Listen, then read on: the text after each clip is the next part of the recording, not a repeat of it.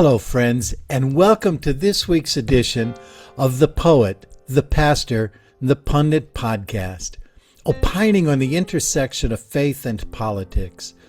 We are members of a progressive Christian faith committed to embodying God's love in a fully inclusive way and to activating God's vision of shalom through the work of justice and peace. We take time each week to comment on current events through the lived experiences that have shaped us and through an ever-evolving faith that responds to the needs of those who suffer unjustly in our world. We share from the heart, and we thank you for tuning in. We are the poet, the pastor, and the pundit. Thank you for listening. Well, good morning and welcome back, everybody. We are glad to be with you. We are the poet, the pastor, the pundit, opining on the intersection of faith and politics. And as always, there is much about which we must speak. But before we do, check in. How you doing this week, Becky? So far, so good. All right. Well, that's better than last week. What did I say last week? You were terrible last week. Oh. You said something like that. You recovered. Yes. Apparently. Good. Yeah. And how are you this week? Yeah, I'm always in this low ebb of being stunned. Yeah. Yeah. Stunned is a good word. Well, I'm glad you're stunned because the moment we stop being stunned by what's happening, we've normalized it, and I don't want that to happen. Exactly. And I'm just kind of overwhelmed, not just with politics in general, but the life of a pastor is sometimes hectic and chaotic, and it has been of late, and not necessarily a bad way, but. I commented earlier that you seem to be moving in slow motion when usually you're like a jackrabbit. So, yeah.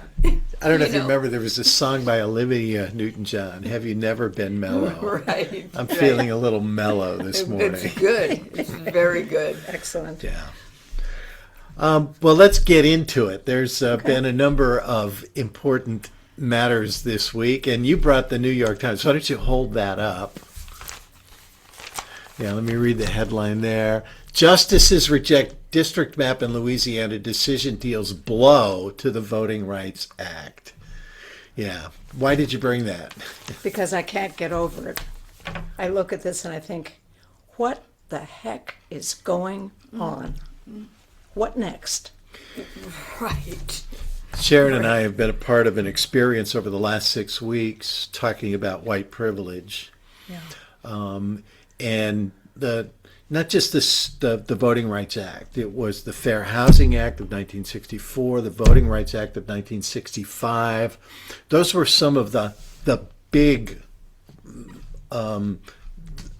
progressive outcomes of what was a decade or more than a decade. The 1960s is noted for the civil rights movement. Absolutely. And that's what came of it. Lyndon Johnson twisted arms and much worse to get those through. Mm-hmm. Those were historic. Yes. And this Supreme Court and this administration are undoing it all. Yes, they are. Unbelievably. And in the context of the white privilege, there is a remark. Should I read this? Yeah. Okay. This is a remark made by Adam Kincaid, who's president of the National Republican Redistricting Trust. And to quote him, race-based redistricting is an odious practice prohibited by our colorblind Constitution. I got to respond to that in a minute. Finish your quote. Yeah.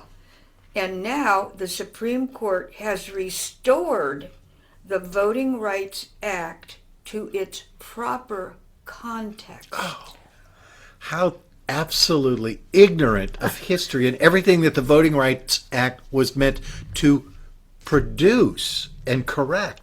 And I'm sorry, the Constitution was never colorblind. Really? It defined white men as the only ones who could vote. Absolutely. And black slaves as 3/5 human. 3/5. Colorblind? Are you kidding? 3/5 3/5. human. Colorblind? This is so ironic, and Ugly. what this says to me, the entire piece is like Orwell's doublespeak. Yes, except exactly. now That's I'm calling exactly it right. Trump speak. Yep. It, You say it often enough, and Exactly. people start to think, oh, Exactly. maybe that's It's true. it's a complete turnaround, and the thing is, when I look at it, I think, oh, it's okay if you redistrict to protect white interests, Which we have done over and over and over and over Right. again. which is the norm. Yes. But now we have to protect it by gutting the Voting Rights Act. It's mind-boggling. Yes. And you talk about doublespeak. Alito, in his opinion on this decision, wrote that the predominant black population votes Democratic. And so when Republicans redistrict to favor whites, they're not favoring whites, they're favoring Republicans. So it's not Right. race-based. Right. It's not race-based. 33%, it's actually 32.6, we'll round up to 33% of Louisiana's population is black. Right. So if the districts were drawn to reflect the population, they have 6 congressional districts. Let's do the math. 1/3 of 6 is 2. There are currently 2 districts in this the map proposed that the Supreme Court considered. This would reduce it to 1. How is that proportional? How is that just? That's exactly what the Voting Rights Act was intended to correct. Right. To correct. Yes. Yes. Now we're uncorrecting it, Yeah. Right. and we're calling it justice, which is why I'm wearing my shirt When today. injustice becomes law, resistance becomes duty. Duty. That's And wonderful. when Ruth the Bader injustice Ginsburg. Ruth Bader occurs Ginsburg. at the level of the Supreme Court. Oh, Okay, make it stop. God Yeah. help us. I know we really need to act.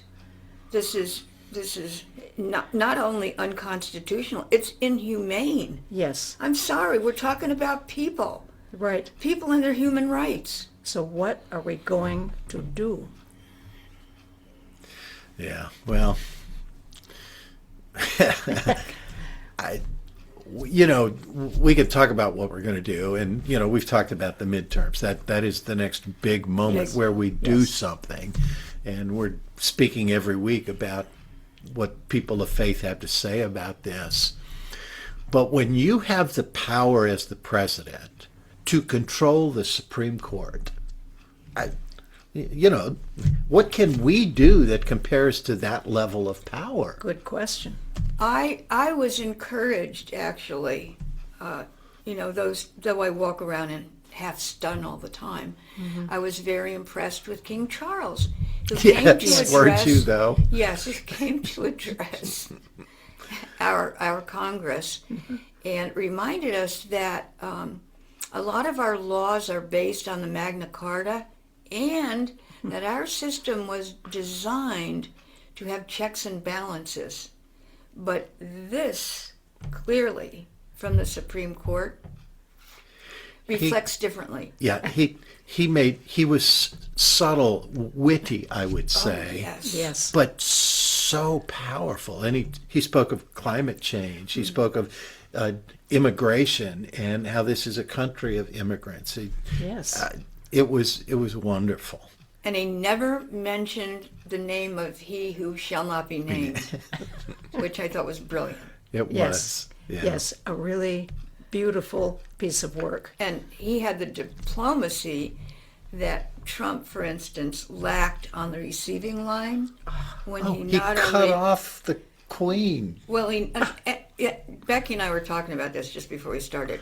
He not only cut off the Queen, he also We just stood there dumbfounded, like, I can't He believe had this just also- happened. Exactly. He also cut off the king first, who tried twice to get back in line. And Becky and I were mentioning that it's not just because she's a queen. It's not just because she's a woman. Normal etiquette when you invite Yes. guests into your home, like the White House, For instance. you give them courtesy. Simple courtesy. First of all, no matter what. No matter what. Absolutely. Right. So we're chagrined. This deplorable. Chagrined We is a are good way to put it. chagrined by the lack of etiquette on behalf of our president. Well, the outright rudeness Or outright rudeness. and self-importance. Yeah. And we can go on and on. But Yeah. Utter lack of self-awareness. absolutely. Yeah, that's somehow, Well, in some self-awareness ways, in context of other people. Well, that's what I mean. Exactly. He has none. He has no He has idea. none. About other people around him. No empathy. No compassion. reference. Oh dear. yeah. Oh dear. That said, So the other really big news of the week was the assassination attempt on our president, the third one that has been thwarted. And there's a lot to say. I do want to say up front, I deplore violence. And I don't care what you think about Donald Trump. The answer is to try to sneak through security with a gun and shoot him. I mean, do that. First of all, you make a martyr of him. You make a hero of Absolutely. him. And and second, Donald Trump's not the problem. I mean, he's a problem. Don't get me wrong. he's the face of the problem. Yeah, and he represents that he was elected means that over 50% of the people chose him. Chose him, exactly. That's the problem. So you take him out, which you shouldn't do. You know, J.D. Vance makes it better. Good point. Yeah. Yeah. What do you do by that? And violence is never, never, never the answer. Exactly. I totally agree. But I also Well, there's more to be said. Keep going. I did have to get that out. I doubt that was anything but a staged, fake attempt on his life, much like the faked attempt on his life in Butler, Pennsylvania. I know that there are many, including you, who believe that. I don't know. Well, I have no way of knowing. the healing of his ear is any indication that was not real. That was Did you say manufactured. the healing of his ear? Ear. In the first in assassination Butler. attempt in Butler, Yeah. Yeah. the young man with a scope rifle on the roof. Who didn't live to tell the tale Yeah, because he was killed before he was interrogated. I have a friend who worked in Secret Service, and after he retired from that, spent his career training Secret Service. He would be aghast Really? at the leaks and the holes in what is now Secret Service. Yeah. For these two attempts to get this close, Yeah. is an Okay. indictment on Secret Service. Right. I do have a comment because I've been thinking about this a lot. Okay. The president, the vice president, the head of the FBI, Miller, the top echelon of our administration chose to go. Secretary of State, Secretary of State, Marco Rubio.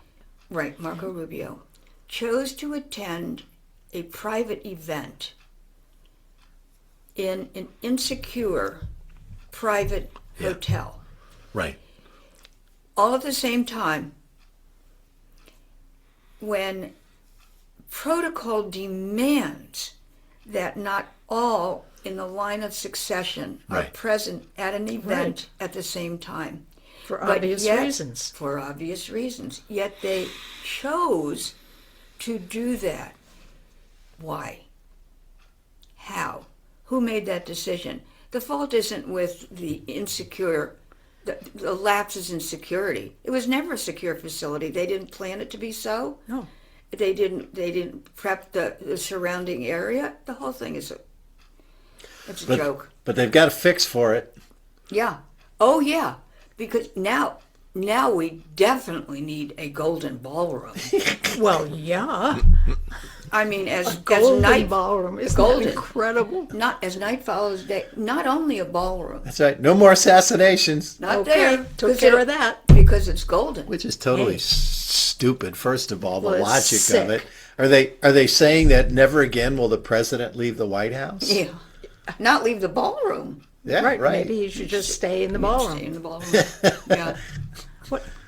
What bad dream are we living here? Well, he's really pissed off that a court has blocked his construction of the ballroom, only because there are laws prohibiting what he's doing, and he's in Imagine clear that. violation of that. And King Charles mentioned, He did. Did he? yes, the destruction of the East Wing. He was so good. He was so subtle about everything, but he didn't miss a beat. Oh, he was And so what he good. said about Ukraine. Yes. What did he say about Ukraine? Well, let me go back to the ballroom. East Wing Oh, yes. first. He said, well, the last time it was damaged, We did it. We did it. The UK did it. The British did it. I was like, oh my God, he's brilliant. Yeah. And then went on to Ukraine. What did he say about that? Talked about the U.S. needs to back Ukraine, that the entire European theater and the NATO alliance is critical to the health of the world, and that we should not be absent in our support for Ukraine. And reminded he who shall not be named that, yes, military from the UK did partner up with the U.S. in Afghanistan, World War I. Yes, World War II, and many of their soldiers paid with their lives. Yes. as well Yes. as ours. Yeah. We didn't have the golden ticket for that. A direct response to Trump saying that NATO's never come to the defense of the U.S. or done anything for us. Still saying And in anything. fact, wasn't the first time NATO was called to the defense was 9/11? 9/11. Not only the first, it's the only time. Right. Really? It's the only time. Is it Article 5? Article Has 5. been enacted. Was No 9/11. kidding. That only that time. NATO would respond en masse as a group, as a whole, to support one of its members, and one of its members When they was, are attacked. right When they're was attacked, us. Well, there you have it. Yeah, and NATO doesn't apply to Iran because we attacked Iran unprovoked. Gee. Okay. Is the war over or not? Did the war start or not? Every we- day we get a different I don't know, message but we about won. that. We won. Of course yeah. we won. Woohoo! Yeah, Yeah, the gas prices are coming down. Yeah, right. we're making strides and The making strait is America open. great again. We Yeah. don't need to protect it. The Yeah. strait is open. Yeah, yeah,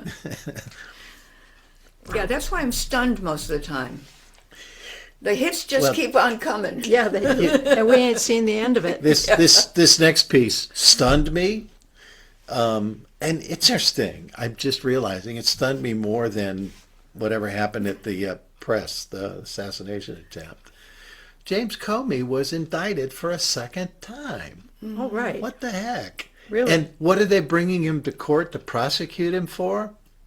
He posted a picture of seashells in the shape of the number 8647. How dare he? And to 86 something is to nix it. Not necessarily kill it, but you're going to abort the effort. 47 is the 47th president. So it's basically saying we don't want Trump to be president anymore. 86, this whole thing. And Todd Blanche, now the head of the Justice Department, Oh my God. has filed a lawsuit and alleged an attempt to kill the president on the part of James Comey. Come on, this is going to get laughed out along with Kash Patel's lawsuit. What the heck? It's like we've fallen through the looking glass. But part The of me, absurdity of part it of all. me wonders if just a flash publicity stunt like that endears Blanche to Trump. And Oh, of that's- course it does. But that's the only mission. Yeah, Yeah. you're right. You're So right. Comey's life is upended, and it's course. horrible. Again. Again. Yes. But Blanche is making points with Trump. Yeah. Which is what you want the head of the Department of Justice doing. Well, yeah.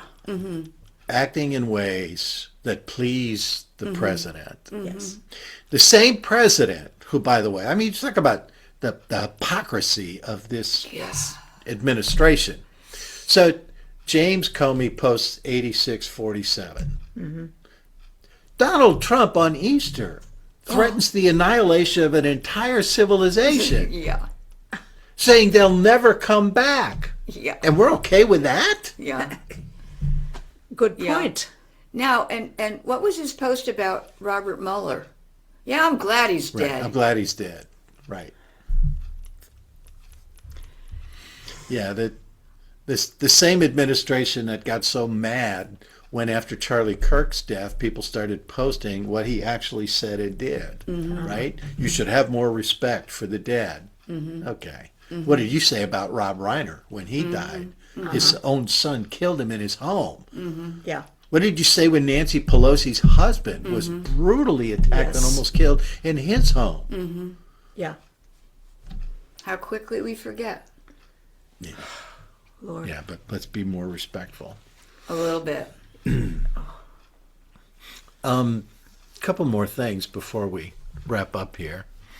One is every Thursday in May for our listeners at 6 o'clock Central, 7 o'clock Eastern.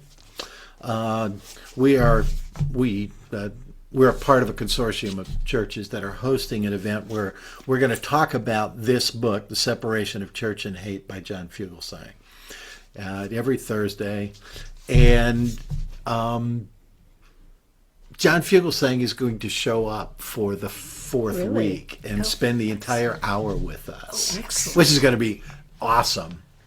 But one of the chapters in this book is called Thou Shalt Not Hate Feminists. Really? And it's two women of faith Right on. who are attending a church whose pastor's predecessor was a woman, an ordained woman. Yes. Are Christian nationalists right?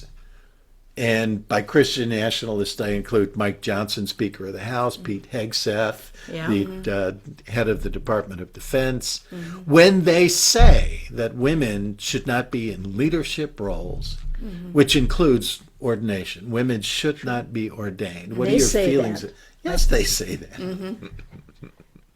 That's why he's eliminating women in the military who are Yeah. in superior supervisory leadership positions. Gosh, how dare they? Yeah, they want to undo the 19th Amendment and take away the woman's right to vote. They've said so. Oh, yes. Oh, yeah. Take away the women's right to vote. In fact, they will accede to a woman voting as long as she agrees to vote the way her husband tells her to. I'm speechless, almost. As long as she votes the way her husband tells her to. Right. Mother of God. Now, you two have been married.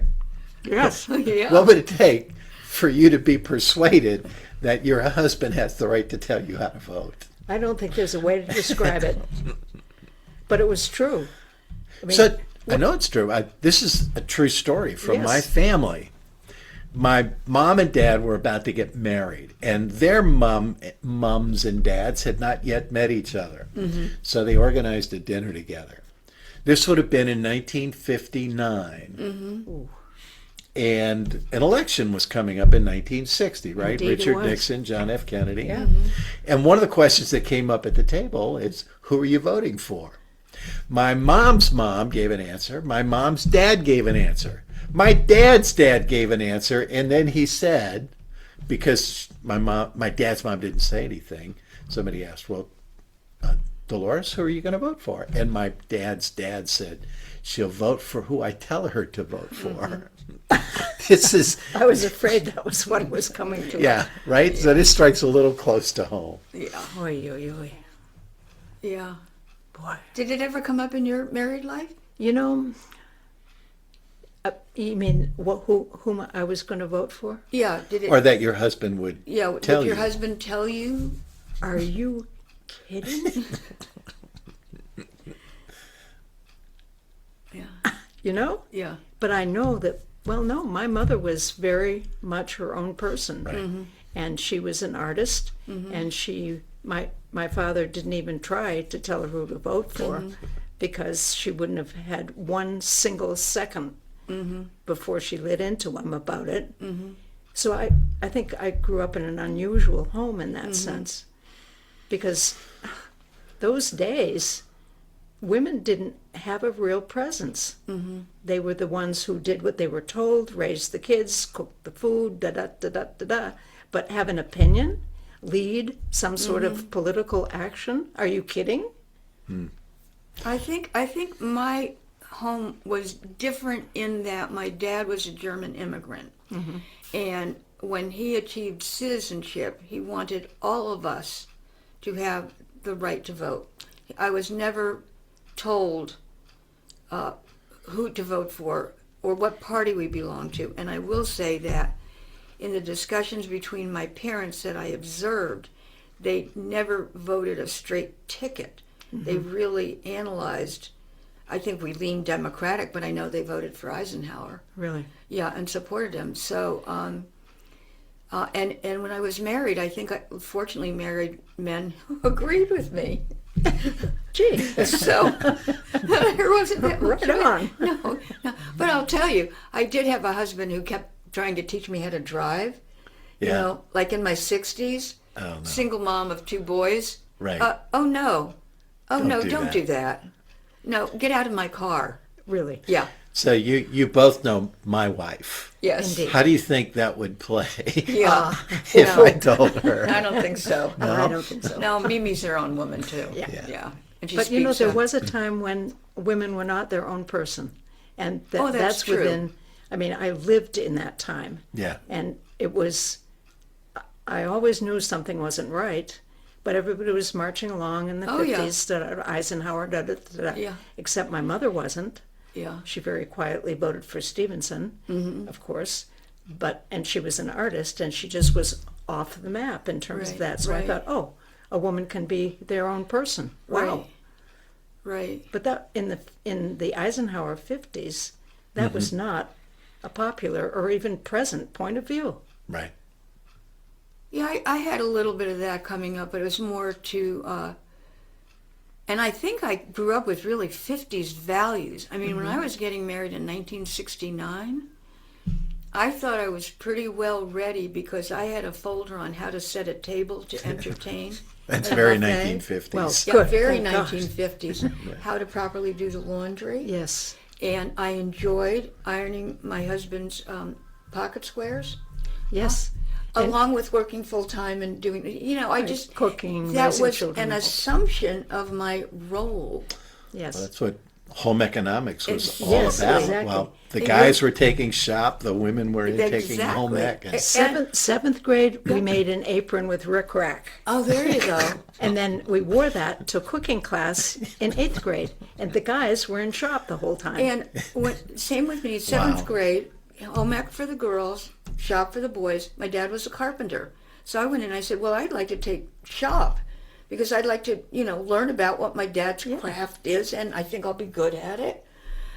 No, not allowed. Girls did home ec, boys Yes. did shop and auto, Yes. auto shop and wood shop, and girls did cooking and sewing. Yep. Yeah. and typing.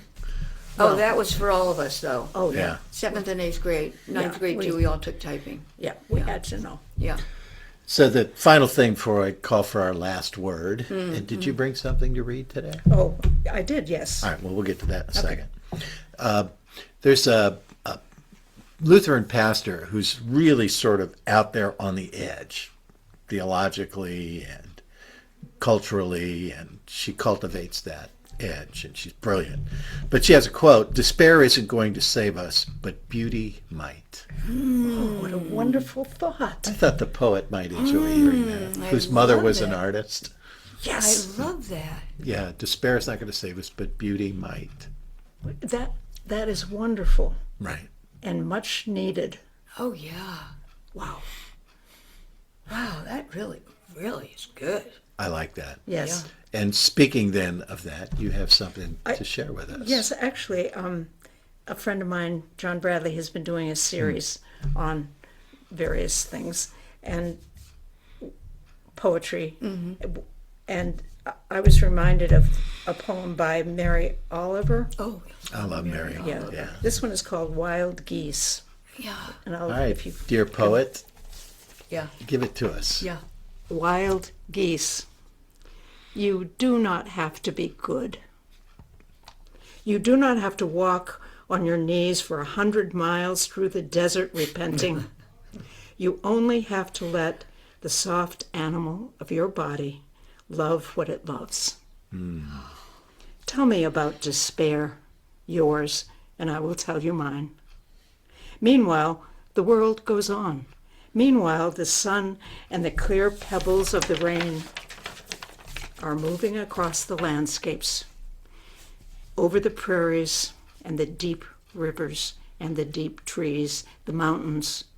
Meanwhile, the wild geese, high in the clean blue air, are heading home again. Whoever you are, no matter how lonely, the world offers itself to your imagination. Calls to you like the wild geese, harsh and exciting, over and over, announcing your place in the family of things. How beautiful. And the listeners aren't going to believe this. This wasn't rehearsed. I didn't pull this quote out and tell her I was going to do that. And then she picked that poem. It's the perfect poem for Despair Isn't Going to Save Us, but Beauty Might. Oh, yes. That was beautiful. Yes, how amazing. Oh, yeah. And how important. Yes. Yeah, in times like this, beauty, art restore us. Yes, they do. They're part of the resistance that Yes. is necessary for us, Yes. not just to survive this, but to thrive on the other side Yes. of it. So thank you for that. A last word? Liberty and justice for all. Yeah. Well, I think my shirt says it all. I mean, When injustice becomes law, resistance becomes duty. duty, Yes. resistance becomes our duty. Ruth What Bader can we Ginsburg. do? Realize that resistance is our duty, and even if we're just writing, journaling, to discover our joy Speaking. or our despair and get it out there, Yeah. that's Yes. all to the good. Yes. We're in this together. We need each other. We will get through this. Thank you for listening. We are the poet, the pastor, and the pundit, opining on the intersection of faith and politics. We'll be back soon.